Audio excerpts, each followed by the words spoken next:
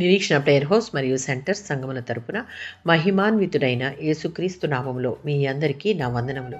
ఈరోజు దేవుని వాగ్దానం 147వ సంకీర్తన 3వ చరణం. గుండె చెదిరిన వారిని ఆయన బాగు చేయువాడు, వారి గాయములను కట్టువాడు. ఈ కీర్తన బబులోను చెర నుండి తిరిగి వచ్చిన ఇశ్రాయేలు ప్రజలు యెరూషలేము గోడలను పునరుద్ధరిస్తున్న సమయంలో, అనగా నెహెమ్యా కాలంలో రాయబడింది. చెరలో ఉన్నప్పుడు ఇశ్రాయేలీయుల యొక్క హృదయాలు విరిగిపోయాయి. వారి దేశం ధ్వంసమైంది. దేవాలయం చెదిరిపోయింది.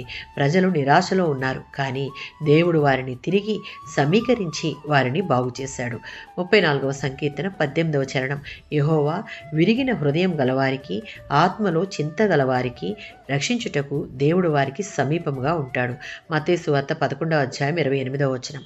ప్రయాసపడి భారం మోయుచున్న సమస్త జనులారా నా యొద్దకు రండి, నేను మీకు విశ్రాంతి కలుగజేసేదను అని సమస్త మానవాళికి యేసుక్రీస్తు పిలుపునిస్తూ ఉన్నాడు.